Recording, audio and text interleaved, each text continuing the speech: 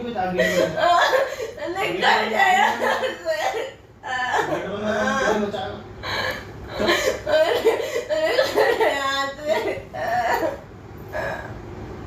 बहुत कुत्ता है नीचे।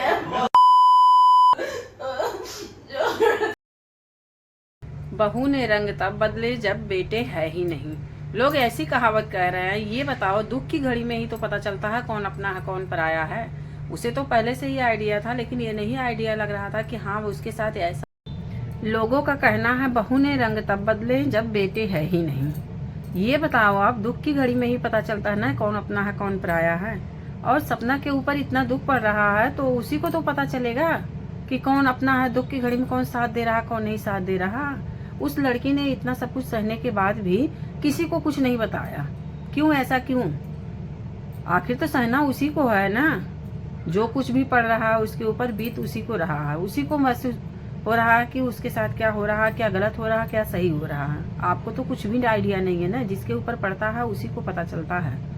बोलने वाले या कमेंट करने वाले तो सारे कमेंट करते रहते हैं, बोलते रहते हैं, लेकिन जो इस दुख दर्द से गुजरा है ना उसी को पता चलता है कि हाँ ये कैसा दर्द है। इस समय सपना की हालत कैसी है कैसी नहीं है ये एक औरत ही समझ सकती है, लेकिन फिर भी एक औरत ही औरत की दुश्मन बनी हुई है। ऐसा क्यों?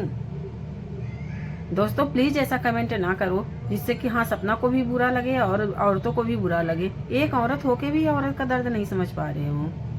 जब आपके साथ कभी बाई चांस ऐसा भगवान ना करे आपके साथ हो, कभी ऐसा घटना हो जाएगा तब आपको ये दर्द एहसास होगा कि हाँ कैसा हो रहा है ये दर्द, कैसा लगता है ये दर्द। हेलो दोस्तों, कैसे हो आप लोग? उम्मीद करते हैं आप लोग अच्छे होंगे। हम लोग भी बहुत अच्छे हैं। आज हम लोग बात करने चल रहे हैं सपना के बारे में, क्योंकि सपना एक ऐसी लड़की है जिन्होंने इतना ज़्यादा दुख सहने के बाद भी कुछ नहीं बोली है। उसके साथ सूरज जी ने इतना गलत किया है लेकिन फिर भी वो किसी से नहीं बताई, यहाँ तक कि अपने माँ भाई से भी नहीं बताई। ऐसा क्यों? आजकल में लड़कियां बहुत होती हैं कहने के लिए, थोड़ा सा कुछ होता है तुरंत घर में हंगामा कर देती है, लेकिन सपना ने ऐसा नहीं किया। क्यों? क्योंकि उसके अंदर सहन शक्ति बहुत ज्यादा थी। और जहां तक प्रॉपर्टी की बात है, प्रॉपर्टी वो क्यों चाहेगी ये बताओ आप? उसके पास कुछ नहीं है। वो तो वैसे भी इतना ज्यादा कमा रही है कि अपना खर्चा खुद उठा रही है, अपने बच्चों का खर्चा उठा रही है, फिर प्रॉपर्टी की लालच उसके मन में क्यों आएगी? आप लोग ऐसा कमेंट क्यों करते हो यार? एक औरत होके ही औरत का दुख नहीं समझ रहे हो। अगर आपके साथ भगवान ना करे ऐसा कभी हो, अगर हो जाए तो आप लोग क्या करोगे ये बताओ? जब औरत शादी होके आती है तो ना तो उसका मायका रहता, अब ससुराल भी उसका नहीं रहा, भाग के तो वो आई नहीं है, शादी होके आई है ना, तो आधे की तो मालकिन वो है ही। फिर आप लोग ऐसा कमेंट क्यों कर रहे हो कि हाँ बूढ़े माँ बाप का है, उसका तो कुछ भी नहीं है? क्यों नहीं है उसका? जब हस्बैंड का जो चीज था, हस्बैंड का आधा हिस्सा तो उसका है। फिर पूरा घर ना दे, माँ बाप मानते हैं कि हाँ सास ससुर भी है, वो भी बुढ़ापे में कहाँ जाएंगे, लेकिन वो भी रहे, वो भी सपना भी रहेगी उसमें। ना बने तो आधे के हिस्सेदार है, आधा उसको दे आधा उसको दे, दोनों लोग की आधे आधे हिस्सेदारी हो जाए। आप लोग कह रहे हो कि उसका कुछ है ही नहीं, ऐसा कैसे हो सकता है? कहाँ जाएगी वो अपने 2 बच्चों को लेके?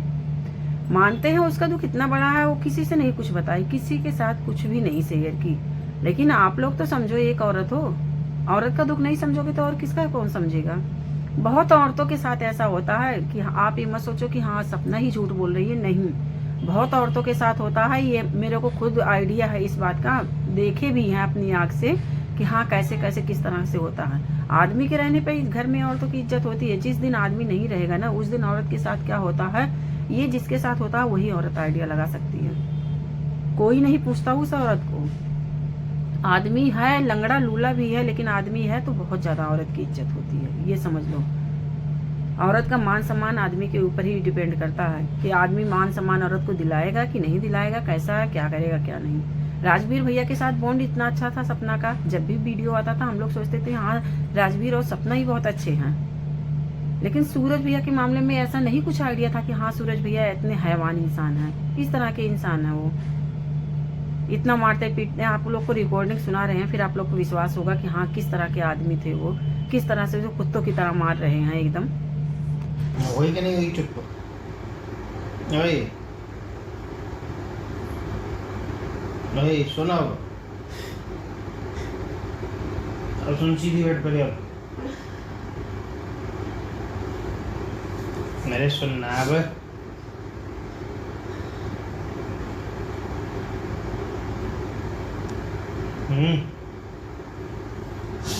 अरे ऐठ मत, मैं मना कर रहा हूँ तुझसे जब।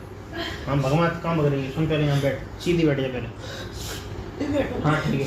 ध्यान से मार लो। अरे जान से नहीं मर रही तू, वैसे मर जाएगी। हाँ, वैसे ठीक है ना, वो तेरा ही घाटा है, उसमें कोई घाटा नहीं। मेरा वैसे कोई घाटा नहीं, मेरा कोई फायदा नहीं ठीक है। है, फायदा भी तेरा ही है, घाटा भी तेरा ही है। मैं नहीं सुनूंगी बिल्कुल। मार सुननी लो तो आज तेरी जितना पड़ेगी, और सुनवा लो। सुननी तो तेरी पड़ेगी। सुनवा हाँ सकते हैं। कान बंद हो गया क्या? बता दो, कान बंद हो गया मुझसे क्या? बोलो मत। हाँ तुझसे ही बोलूंगा, कोई नहीं है बोलने पहले तुझसे तो निपट लूं, फिर नीचे उनसे निपटूंगा, पहले तुझसे निपट लूं। किसी से भी निपटो, मुझे कोई मतलब नहीं है। खुद मान लो, एक बात नहीं सुनो। मान ली जितनी माननी थी वैसे तो मान लो। कोई नहीं बता गया निकल जाया। कोई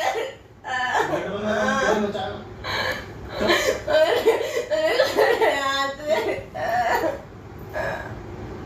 बहुत कुत्ता है।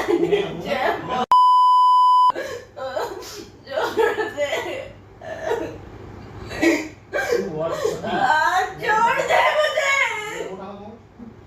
छोड़ दे। तेरे इतने में लग रही है मुझे कुत्तों की तरह पालना। मुझे शर्म नहीं आ रही बिल्कुल। छोड़ दे मुझे। छोड़ दे नहीं, छोड़ दो। नहीं छोड़ दे नहीं, छोड़ दो। मैं तुझसे कितने प्यार से बात करने आया। आज छोड़ नहीं। पहले मेरी बात सुन यार। होई कि नहीं हुई चुप? ओए ओए सुना अब सुन, सीधी बैठ पहले अब मेरे सुनना अब।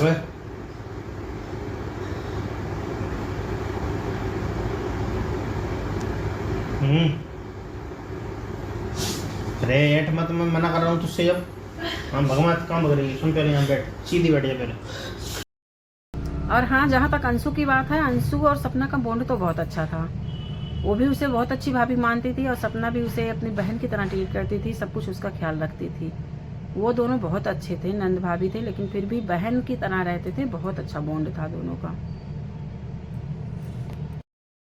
प्लीज दोस्तों गलत कमेंट ना करो कि ये घर आपका नहीं है, आपके मम्मी पापा का दिया हुआ, आप दहेज में लेके आए। कौन दहेज में लेके आता? हम लोग यहाँ पे घर में रह रहे अपने ससुराल में, तो हम लोग दहेज में लेके आए? नहीं लेके आए। नहीं, फिर भी हम लोग इसी घर को अपना घर कहते हैं। क्यों?